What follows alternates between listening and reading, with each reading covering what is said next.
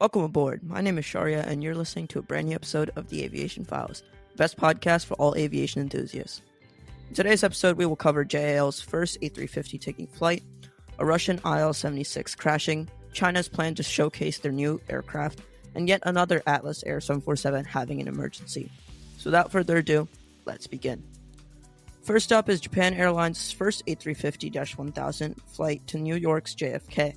Japan Airlines, or JAL, has marked a significant milestone by successfully operating its inaugural Airbus A350-1000 flight from Tokyo Haneda Airport to New York JFK.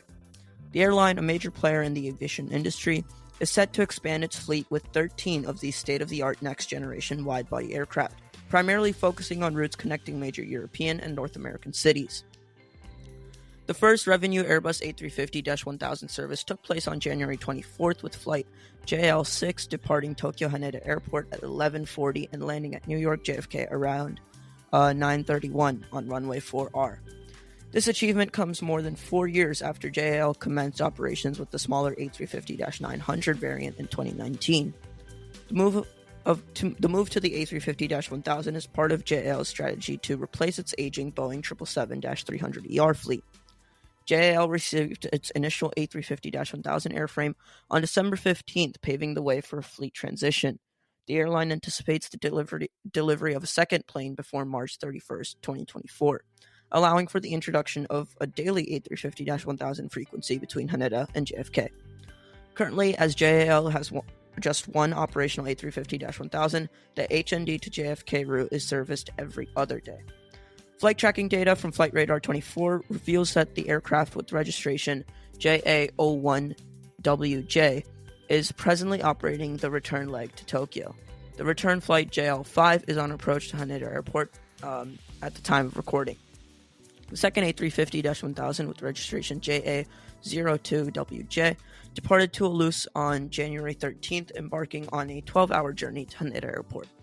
Once the second aircraft is in service, JAL plans to extend A350-1000 operations to additional routes, starting with the route to Dallas-Fort Worth International Airport. JAL's A350-1000s have a seating capacity of up to 239 passengers spread across 4 cabins. Notably, JAL is set apart from other A350-1000 operators by offering a first-class cabin featuring 6 suites, in addition to business, premium economy, and economy offerings.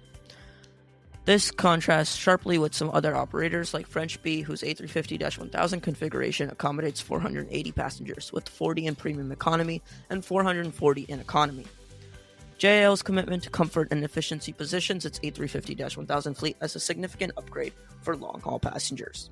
Now, let's move to another story about a Russian IL-76. About 2 weeks ago, I did a story about a modified IL-76 coming out of storage after many, many years. Now it seems like the Illusion IL-76 is making headlines once again. A Russian Illusion IL-76 aircraft crashed near the Ukrainian border in the Belgorod Oblast, bordering the Ukrainian oblasts of Luhansk, Kharkiv, and Sumy. The incident occurred at approximately 11 o'clock local time, with several videos capturing the moment of the crash. The aircraft, according to the Russian Ministry of Defense, was carrying 65 Ukrainian prisoners of war, 3 military escorts, and 6 crew members. The Ministry of Defense confirmed the crash and mentioned that a commission from the Russian Aerospace Forces has been dispatched to investigate the incident. The press secretary of Vladimir Putin, Dmitry Peskov, stated that it was too early to provide an official comment, indicating that the preliminary cause of the crash has not been determined. In response to the incident, the Speaker of the Russian State Duma, Vyacheslav Volodin, promptly pointed fingers at Ukraine, and asserting that the legislative body would inquire with the United States Congress and the German Bundestag about potential armaments that could have been involved in shooting down the aircraft.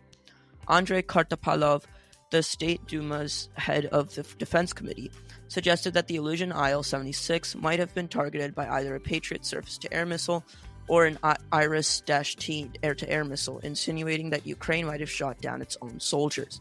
However, neither legislator have provided a clear motive for why Ukraine would intentionally shoot down its own soldiers.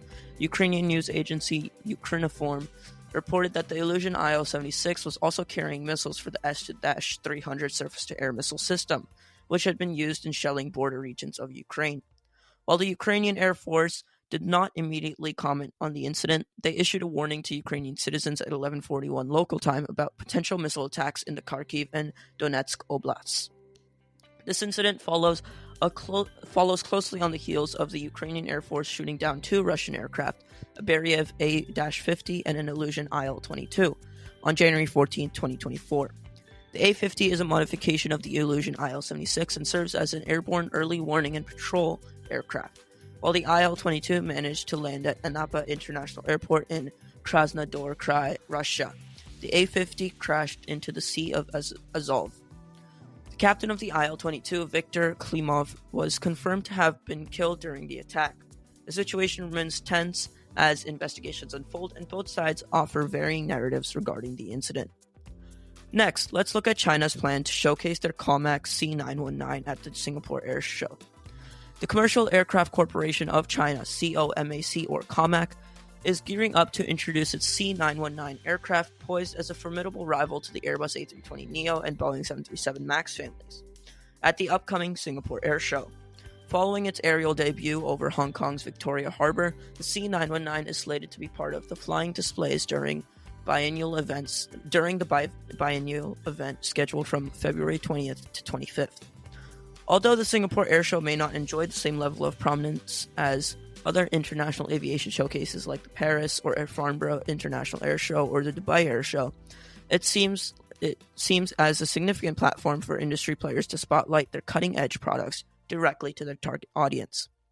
The event, which traditionally reserves its initial 3 days for industry professionals, including the media, has witnessed numerous aircraft making their Asia debuts over the years, including the Airbus A380 in 2008, A350 in 2014, and Boeing 777X in 2022.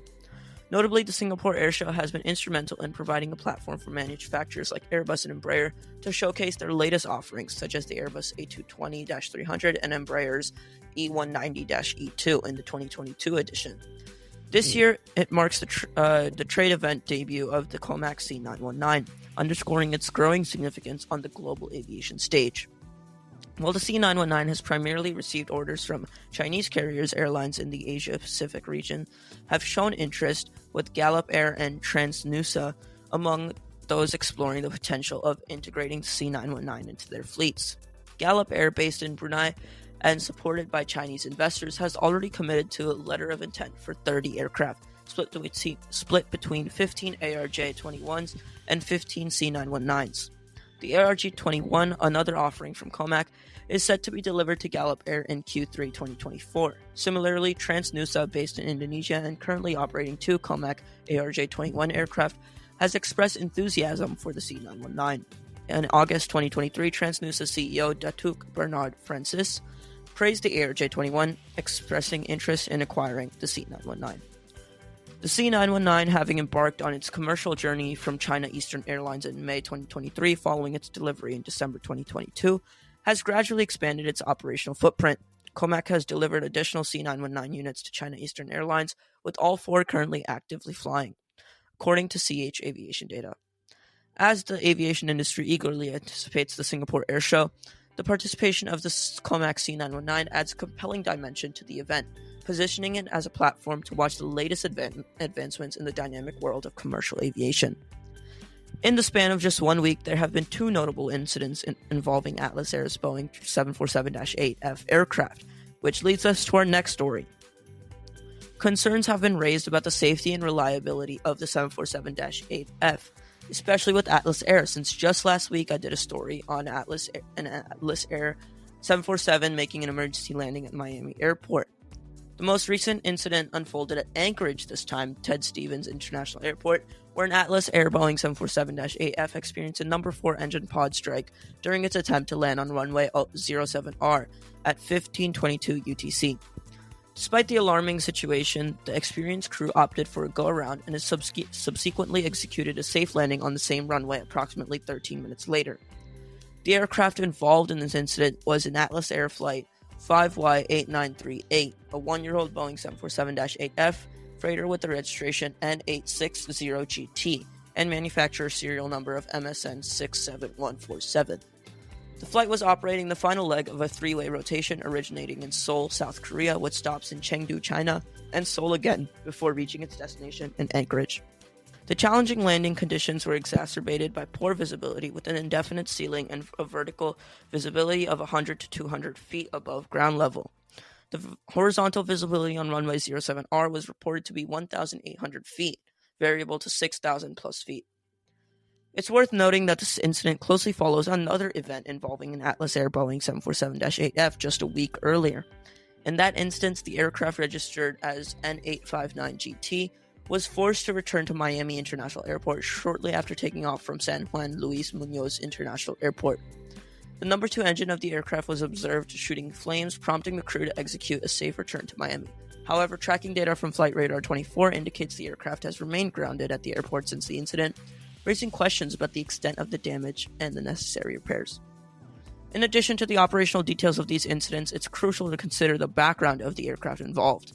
According to fleet data from CH Aviation, Atlas Air Worldwide ordered the Boeing 747-8F on January 7, 2021.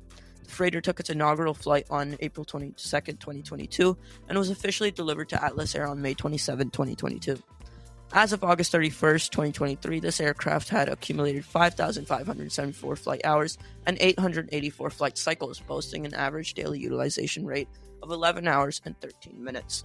The current market value of this Boeing 747-8F is listed at $149.6 million. These recent events have drawn attention to the safety measures and maintenance practices within the Atlas Air fleet, and industry stakeholders and aviation authorities are likely to conduct thorough investigations to determine the root cause and address any potential concerns about the airworthiness of these Boeing 747-8F aircraft. Me personally, I think it's a sign that the 747 aircraft are coming to the end of their career.